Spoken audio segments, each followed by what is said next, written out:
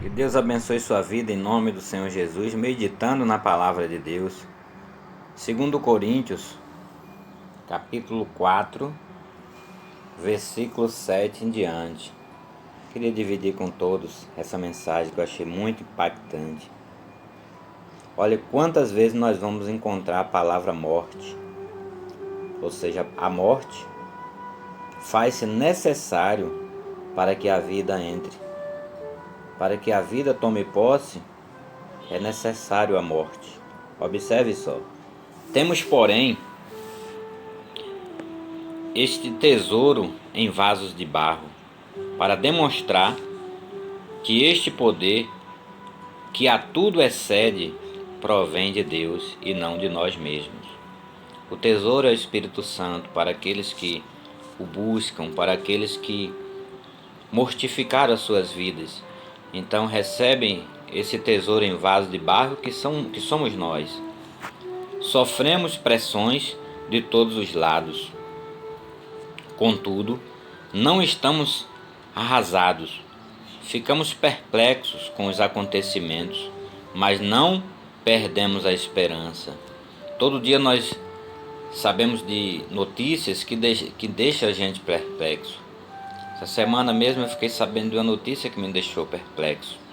Melhor dizendo, ontem. Uma cliente que estava sempre conosco, jovem, 45 anos. Esteve conosco nesse final de semana. Fizemos o cabelo. Enfim, uma pessoa bacana que já considerávamos como um membro da família. E hoje não está mais conosco. Então a morte faz-se necessário para que a vida entre. Entendeu, meus amigos? Somos perseguidos, mas jamais desamparados, abatidos, mas não destruídos, trazendo sempre no corpo o morrer de Jesus, para que a vida de Jesus, da mesma forma, seja revelada em nosso corpo. Para que a vida de Jesus seja revelada em nossas vidas, em nosso corpo, nós temos que mortificar o nosso corpo, o nosso querer, as nossas vontades. Pois nós que estamos vivos, somos cotidianamente entregues à morte por amor de Jesus, para que a sua vida também se manifeste em nosso corpo mortal. Olha a morte novamente, o corpo mortal. De maneira que em nós opera a morte, entretanto em vós a vida. Ou seja, enquanto nós não vivemos uma vida com Cristo, a morte é quem impera em nossas vidas. Por quê?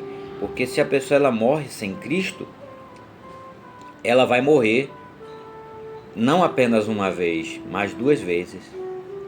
Então, por isso que nós temos que viver com Cristo. Por isso que o apóstolo Paulo vai falar que o viver é Cristo e o morrer é lucro.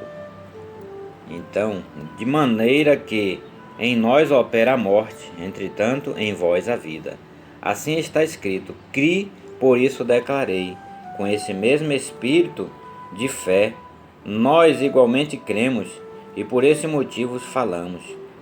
Temos certeza de que aquele que ressuscitou o Senhor Jesus dentre os mortos, da mesma forma nos ressuscitará com Ele. Olha que maravilha!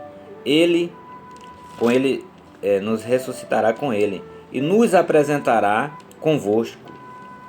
Tudo isso é para vosso benefício, para que a graça que está alcançando mais e mais pessoas faça transbordar as muitas ações de graças para a glória de Deus. Então, nós temos que alcançar mais e mais pessoas. Entendeu, meus amigos? Então, quando nós recebemos a salvação, que é de graça, porém é mediante a nossa fé, a salvação ela é de graça. Mas se nós recebêssemos e morrêssemos, então não iria precisar de sacrifício. Tá certo? Por exemplo, o ladrão da cruz, ele recebeu a salvação de graça, como todos conhecem a história. mas ele não precisou de sacrifício porque ele morreu em seguida. Mas todos nós precisamos de sacrifício, precisamos de sacrificar as nossas vontades, o nosso eu, porque nós temos que desenvolver a nossa salvação. Temos que desenvolver a nossa salvação para que nós venhamos passar a eternidade com o Todo-Poderoso. Então, por isso que nós temos que mortificar a nossa carne. Por isso que nós temos que viver a cada dia como se fosse o último. Porque a qualquer momento, eu, você, todos nós, quando nós estamos esperando uma visita, nós ficamos naquela preocupação. Ah, fulano, não sei quem vai chegar e tal. E você tem que arrumar isso, arrumar aquilo, deixar tudo nos conformes, sim ou não? E se eu lhe disser que todos nós estamos esperando uma visita? Nós temos que viver todo dia nessa expectativa. Quando você está esperando alguém, você não é surpreendido. Por quê? Porque você está esperando. Então, quando nós vivemos uma vida reta diante de Deus, a qualquer momento que essa visita chegar, qual é a visita? A morte. Ai, que assunto difícil, duro. Mas é verdade, meus amigos. Essa senhora, essa jovem senhora, nós conversávamos com ela e ela me fez uma seguinte pergunta. A cliente, ela me perguntou: seu Beto, por que, olha só, por que a Covid não tem matado criança? Quasemente nós não vemos falar que morreu criança de Covid. E o Espírito Santo na hora me deu a resposta. Eu disse para ela: Nete, não é interessante para o mal matar a criança, porque a criança, enquanto ela não atinge a idade da razão, ela morrendo, ela está salva.